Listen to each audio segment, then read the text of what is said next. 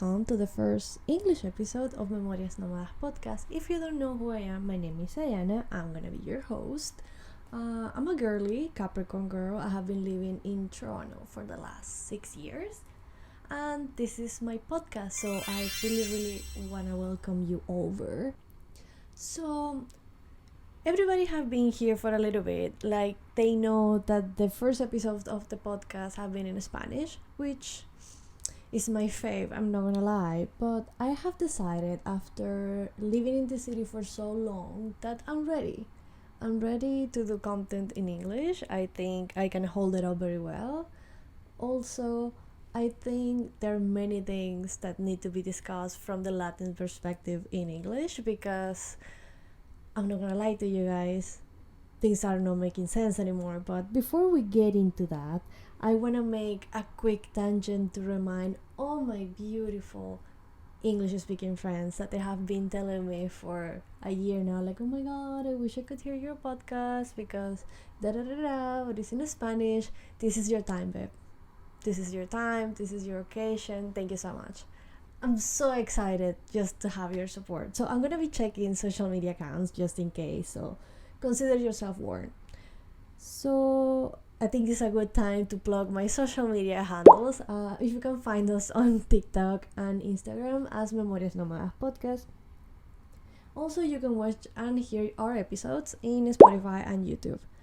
So, like I said, this was the first English episode of the podcast, so I was thinking that we could make a little presentation just because I love formalities. Like I said, my name is Saiannah. I'm Venezuelan. I have been living in Toronto for the last 6. I keep saying 6, but deep down I'm very unsure if they're 6. But anyway, who knows? I'm a Capricorn girl.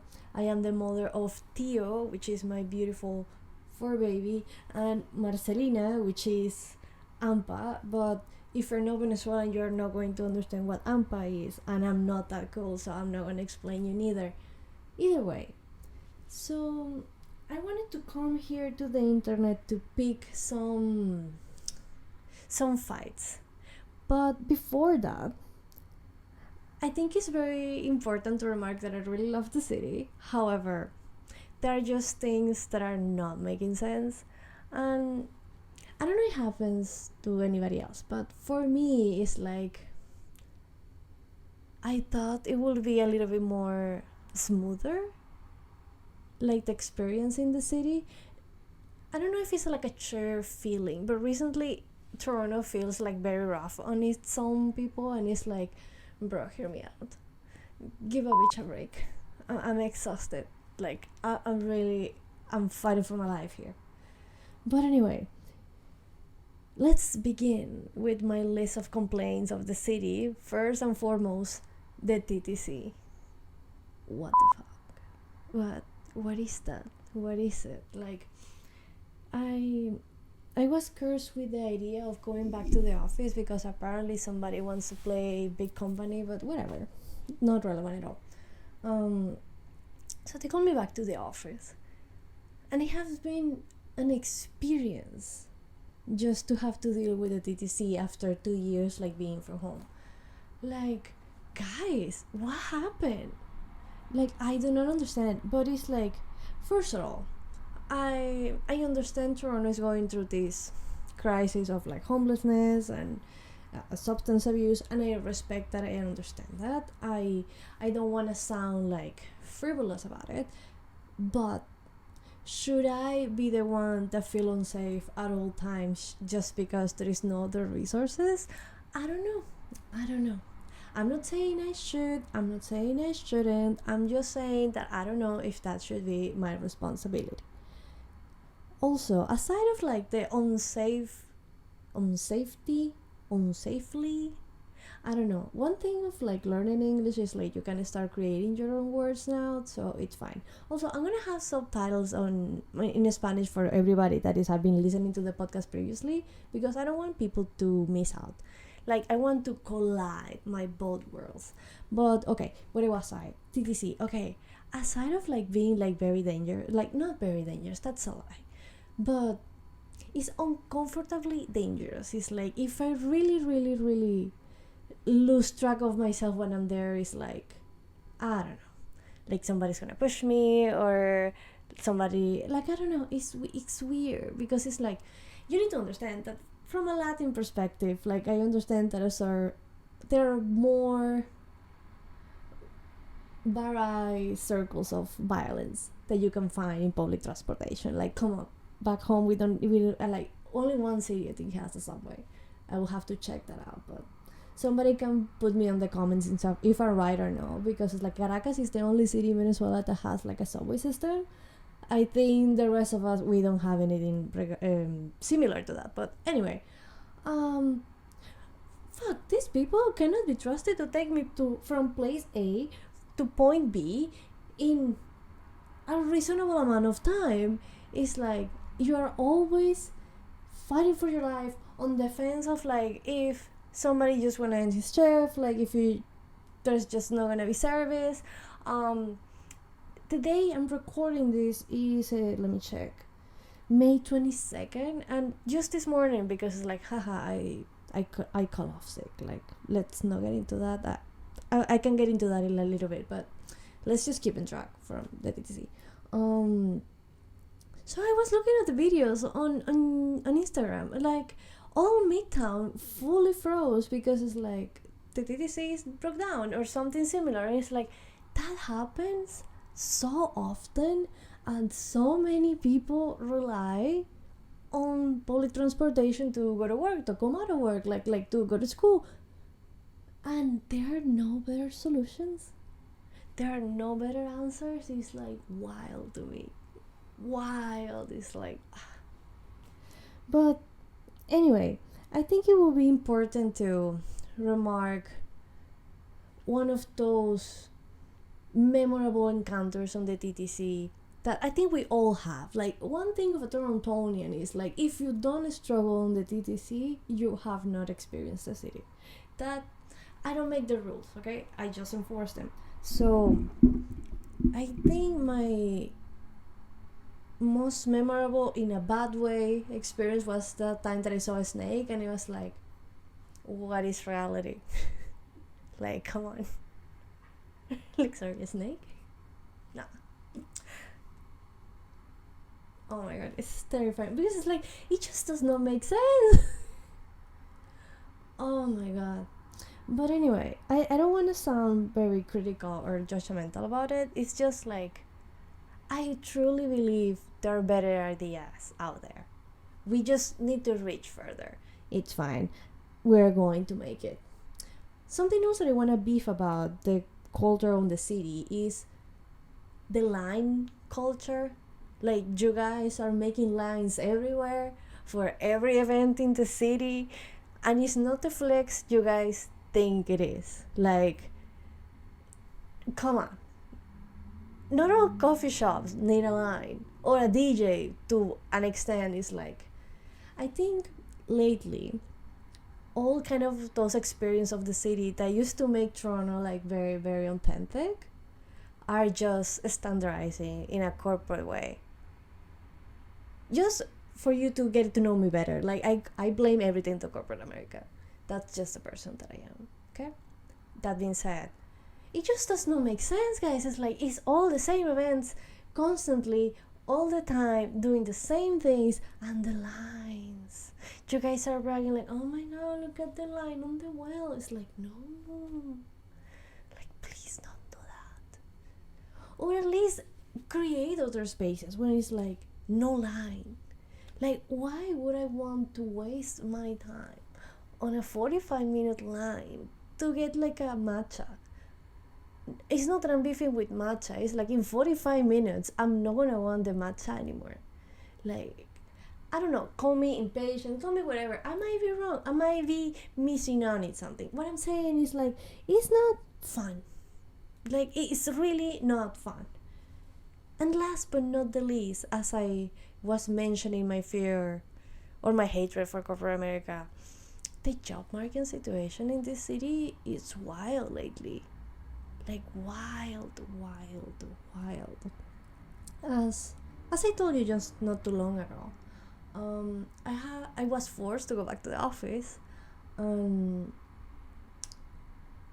I decided it's like, okay, maybe it's a good time for me to find another job. Like, I landed in this job while I was still like finishing my school and like wrapping up some things, and I don't know, it was like a wild time in my life. So now that I look at it, it's like, okay, I have all these achievements now and all this confidence and reassurances that I think I'm ready to look for something further. Like, let me just go further on the scale of corporate America. But nope. Like, and it's not nope because I'm not trying actively to get another job, to get another interview, like to network, like to do all these things. It's like nobody's hiring. From 10 of my friends that I know that they're applying for new jobs, like only one gets hired. So it's weird. It's like, you cannot make me believe that making 600 applications a month is a normal thing. Like, and don't take me wrong, I'm not trying to pretend that it should be easier. I just think it should be achievable in some way, shape, or form. And then you're trying to make me believe that it's normal, that it's so hard to achieve. Like, no, it's not really. And I do understand there are many factors into that, but it's like, come on. I think I've sent like maybe 200 applications, and it's like, just that number sounds like 200, like 200 something else I would be very happy about, but 200 applications feels like, and I understand I'm not the only one in this boat, and it's fine though. Like, my self-esteem is going to survive it. But it's so frustrating. Like, I really cannot grasp the need or the logic of it. It just feels like very senseless, logicless. I don't know, I'm creating English words again. But yes, so I think it also would be important to mention to my new listeners in English that the objective of this podcast is, I am writing a book. So the idea of the podcast is to document a little bit about the experience of writing the book, the interviews that I'm doing, the chronicles I'm writing, like the compilation, like how all that jazz goes along. However, I will have to admit though that my dreams have been a little bit neglected lately.